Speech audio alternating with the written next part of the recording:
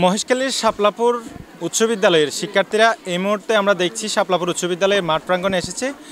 তারা একটি প্রতিবাদ সমাবেশ এখানে করতেছে। সেটা কী কারণে করতেছে আমরা যতটুকু জানতে পেরেছি সেটা হচ্ছে শাপলাপুর উচ্চ বিদ্যালয়ের একজন সিনিয়র শিক্ষক নুরুল আফসারকে একটি মিথ্যা মামলায় ষড়যন্ত্রমূলক মিথ্যা মামলা দিয়ে হয়রানি করার প্রতিবাদে এই মানববন্ধন এবং কর্মসূচির আয়োজন করেছে শাপলাপুর উচ্চ বিদ্যালয়ের শিক্ষার্থীরা। আমরা এই মুহূর্তে শিক্ষার্থীরা কী বলছেন সেটি দেখব এবং তারা পরবর্তীতে কী কর্মসূচি গ্রহণ করবে সেটিও জানবো আমরা।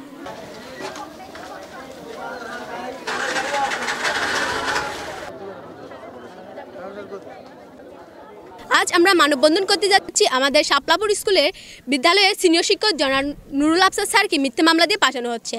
আমরা জানি যে আমাদের টিচার এই মামলার সাথে কোনোভাবে জড়িত নয়, কারণ এই শিক্ষক আমাদেরকে আজ অনেক বছর ধরে বিদ্যালয়ে এসে পাঠদান করে যাচ্ছেন। কিন্তু এই মামলা আমরা কোনোভাবে মেনে নিতে পারছি না যে আমাদের শিক্ষক এমন মামলায় কোনোদিনও জড়াতে পারে না। আমাদের স্যারকে এখানে মিথ্যা মামলা দিয়ে ফাঁসানো হয়েছে এবং আমাদের স্যার ওই মামলার সাথে কোনোভাবে তিনি জড়িত ছিলেন না, তিনি সম্পূর্ণ নির্দোষ ছিলেন। সো আমরা চাই আমাদের স্যারকে এই মিথ্যা মামলা পরিহার করা হোক এবং আমাদের স্যারকে এই মিথ্যা মামলা থেকে বিরত রাখা হোক। এই মানববন্ধনটি হচ্ছে যে আমাদের একজন সিনিয়র শিক্ষক জনাব নুরুল আফসার স্যার, যিনি যাকে মিথ্যা মামলা দিয়ে একটা হয়রানি করা হচ্ছে, যে একজন টিচার কেমনে একটা মামলার মধ্যে কেমনে জড়িত থাকতে পারে, মামলায় কেমনে একজন টিচারকে জড়াতে পারে, যে টিচার আমাদেরকে প্রত্যেক দিন পাঠদান করে সততার দিকে নিয়ে যায় এবং মিথ্যা না বলতে বারণ করে, সেই টিচারকে কেমনে একটা মামলা দিতে পারে। এটার বিচার চাই আমরা। আর 3 দিনের মধ্যে যদি প্রত্যাহার না করা হয় তাহলে আমরা একটা আরো বড় কর্মসূচি হাতে নিতে যাব। আমি প্রশাসনের কাছে একটা দাবি জানাতে চাই যে সিনিয়র স্যার জনাব নুরুল আফসার তার যে মিথ্যা মামলা দেওয়া হয়েছে তার একটা প্রত্যাহার চাই। আমাদের উচ্চ বিদ্যালয়ের সিনিয়র টিচার জনাব নুরুল আফসার স্যার, ওনাকে মিথ্যা মামলায় পাঠানো হয়েছে।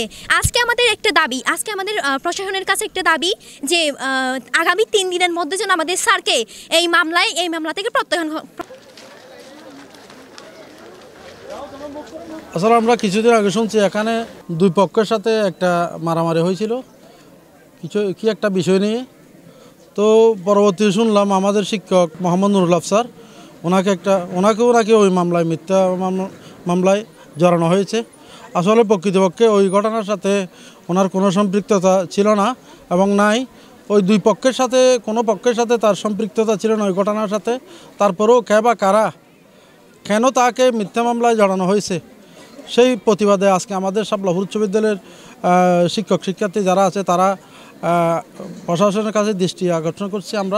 আমরা মানববন্ধন করছি।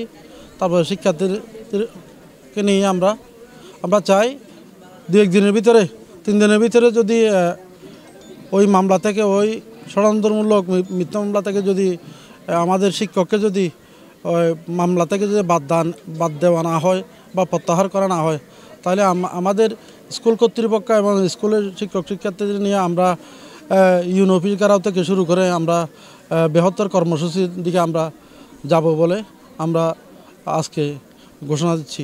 সিনিয়র শিক্ষক মোহাম্মদ নুরুল আফসারের বিরুদ্ধে অন্যায়ভাবে ষড়যন্ত্রমূলক মিথ্যা মামলা দেওয়া হয়েছে। আমরা তার প্রতিবাদ করার জন্য আজকে মানববন্ধন কর্মসূচিতে অংশগ্রহণ করেছি। যারা আজকে আমাদের সাথে সম্পৃক্ত হয়ে এই মানববন্ধন কর্মসূচিতে অংশগ্রহণ করেছে আমি সবাইকে আমার প্রতিষ্ঠানের পক্ষ থেকে ধন্যবাদ জানাচ্ছি।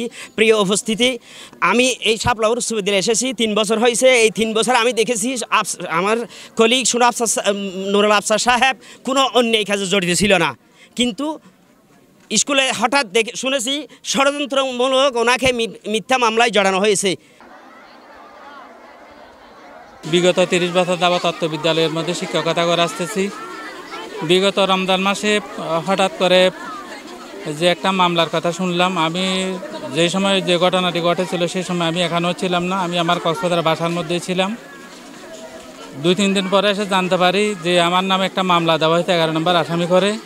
আমি জানতে পারার পর আমি মহেশখালী থানা ভারপ্রাপ্ত কর্মকর্তা স্যারের কাছে গিয়া যে স্যারকে আমি বলেছি স্যার আমাকে মিথ্যা মামলা দেওয়া হয়েছে, আমি একজন শিক্ষক, আমি এর সাথে কোনো জড়িত নই। এবং স্যার বলছিল যে ওই পক্ষ যারা ঘটনা ছিল ওই পক্ষের সাথে আপনাদের কোনো আত্মীয়তা আছে না। আমি তো আমাদের কোনো আত্মীয়তা নেই, কোনো কিছু নেই, আপনারা কীভাবে মামলায় দিলে এটা তো হইতে পারে না। এইভাবে থাকলে স্যার বললো যে ঠিক আছে আপনাকে চিন্তা করতে হবে না, আপনি নির্দ্বিধায় থাকেন।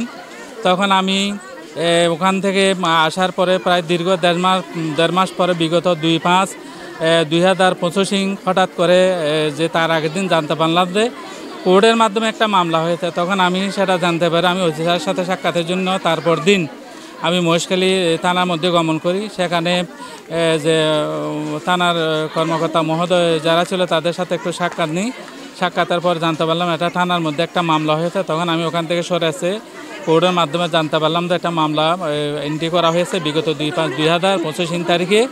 তখন আমি ওখান থেকে আসার পরে তখন আমি করলাম যে পরবর্তীতে আমি 13/5/2025 তারিখে মামলার যে আমি দাবি নিয়েছি যে আমি ওইখানে ওই ঘটনার সাথে আমি সম্পৃক্ত নই। আমি একজন শিক্ষক, আমি 30 বছর যাবত স্কুলের মধ্যে শিক্ষকতা করে আসতেছি। আমার উপর হঠাৎ করে এই যে কুচক্রী মহল যে আমার মান সম্মান পূর্ণ করার জন্য, যে আমাকে হেয় প্রতিপন্ন করার জন্য আমাকে মিথ্যা মামলা দেওয়া হয়েছে। আমি এই মিথ্যা মামলা থেকে যে আমি প্রশাসনের কাছে যে আমি কী চাই, আমি মুক্তি চাই। এবং এই মামলাটি জানতে পারলাম বাদী আবুল কাসেম নামে ওই বাদী করেছে। ওই লোকগুলো আমার জানা মতো আপনারা খোঁজখবর নিয়ে দেখেন, এগুলো একটা ব্যবসা বাণিজ্য করার জন্য এগুলো ভালো লোক নয়। আমাদের এলাকার সবচেয়ে খারাপ লোকগুলো হলো এই লোকগুলো সবচেয়ে খুবই খারাপ লোক। না, ওরা আমার কোনো প্রতিবেশীও না, ওরা আমার কোনো প্রতিপক্ষ না, কোনো কিছু না। এবং যেখানে জ্ঞানদামগুলো করতেছে ওদের সম্পদের সাথে আমাদের সাথে কোনো কিছুই না, আমার সাথে কোনো কিছু নেই, আমি কোনো সম্পৃক্ত নাই। হ্যাঁ, এটা কী জন্য করতেছে এটা সেটা আমি জানি না। আমার কী জন্য কি উপায় নিয়ে এবং কী নিয়ে আমারে করতেছে সেটা আমি নিজেও বুঝতেছি না। আমি যদি জানতে পারতাম তো আমি জড়িত থাকতাম, তাহলে আমি একটা মনে একটু নিতে পারতাম না। আমি কিন্তু একেবারে নির্দোষ। আমি জানি যে আমি কোনো সাথে আমি জড়িত নই।